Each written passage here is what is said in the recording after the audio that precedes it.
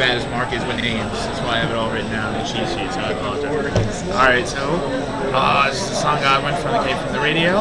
I'm here with Eric Hutchison, who is the showrunner here. Showrunner? Yeah. That's a good term. Yeah, what would you call it? I have no idea, but that's why I'm going to coin that one down. Alright, so he's the showrunner here. Okay, so just tell us a little about Inbeoncon and how it started and how you came to be the showrunner. We'll start with there.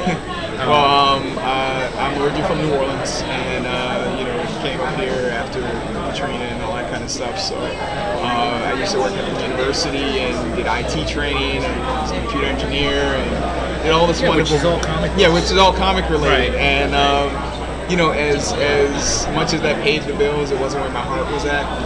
I grew up on anime.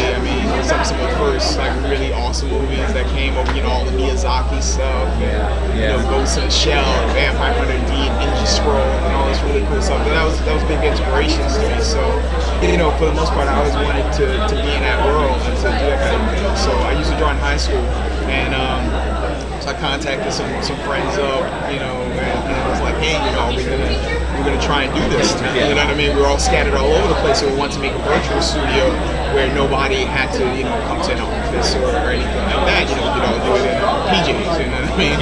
For the most part. And without a webcam. Without a webcam, no webcam, no Skyping.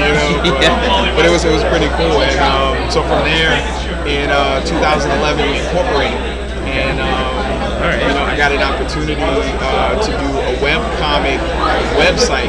Using my programming skills, you know what I mean? I got offered a lot of website opportunities, and non-paid, of course. But to compensate, the guy told me, like, hey, I'm going to be at New York Comic Con. Would you like to join me? And after that, dude, it was over. So I called up a buddy of mine from New Orleans. Like, hey, we got 2 weeks. We want to put a book together like we always wanted to do, and we got 2 weeks. And we did it. And we made a book 2 weeks, got it printed, had it ready for the show. Really? And what was the book called? That one actually is our flagship project, which was Crimson Huntress, and we did another sci-fi one, which was Neo Revolver, which the person I actually started in the studio with, he fell into depression, and he actually started with his art. It was really bad, and he's coming out of it now. So you know what I mean? Being a friend with somebody who goes through something like that, you just kind of be there for them, and whenever they decide to return, and just accept them and moving on. I know it's hard because sometimes you don't realize that the thing that's bothering you the most is that you're not creating. Exactly. It's like the last thing you think about, and then the last thing you want to do is start creating again. But that's actually the first thing you really need to do. Exactly. But that's how we actually started the event, because what happened is I noticed he got so positive and motivated when he'd go to the shows. So it's connecting with the other artists. You become fans of them. You follow each other on social media, and it became like this really cool kind of family. Okay. And even if they weren't working directly with the studio, they would still shout us out. We would shout them out. You know what I mean? It became this really nice synergy. Right. And when we go to bigger shows, we started noticing trends. We push further and further out to the corner. You know what I mean? If you weren't a big name, let's see how much we can treat you like crap. Right. And it's an unfortunate thing, but for the most part, that's a shared experience that a lot of us had. So the idea passed from a group of us saying, hey, instead of complaining about it, why don't we do something about it? Nobody's ever built a statue to a critic. Right. So right. And so for the most part, we went out there and we did it. This was what came from it. We did it last year, December. I think my wife was pushing me to do it sooner rather than later. Which is good. Because you always want it to be perfect, but there's always going to be challenges and that kind of stuff. Perfection's like the enemy of getting it done. Yeah. Getting it done. Yeah. Absolutely. But we pushed really hard and we made it happen. We blew out our first venue, which was a great problem to have, which means we needed to expand. We didn't know where we were going to go, and the college contacted us. They wanted to promote our theater, and pretty much grew from there. And this is great, man. I've wandered around a little bit today.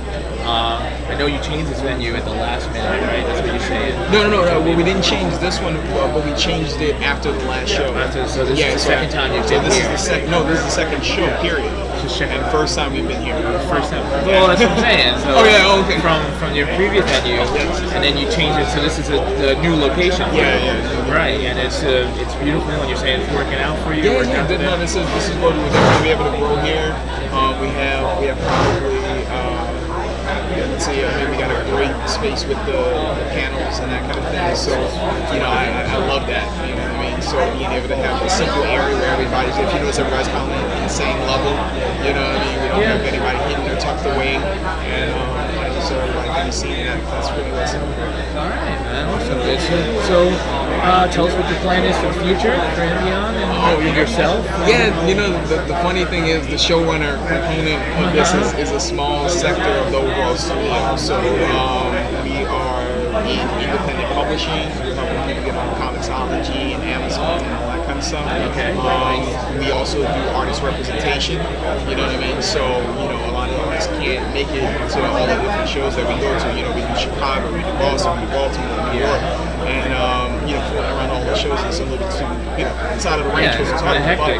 But what we do is we represent them, so we'll have their art at the table. We handle all the printing costs and everything, and then they get passive income. You know what I mean? Right, they just get a PayPal blink. You know? Yeah, and they're there in spirit, and they get to be there in spirit, and of course help draw people on social media and that kind of stuff. So it's a real partnership.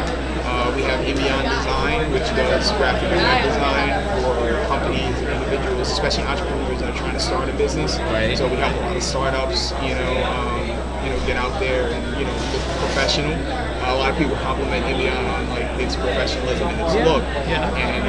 And I came from a lot of marketing experience and that kind of stuff. So. Yeah, putting it to use. Right, exactly. All comes full circle. All right. But to share that with other people. That's beautiful, man. It's fantastic, and the venue is really nice, and I think you're doing a good job. I don't know, I know you're gonna be exhausted. I am gonna crash and probably sleep for at least 2 days straight.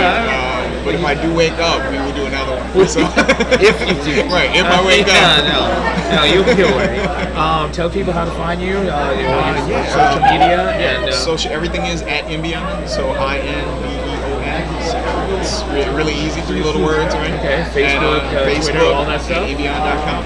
All right, man. Thank you so much.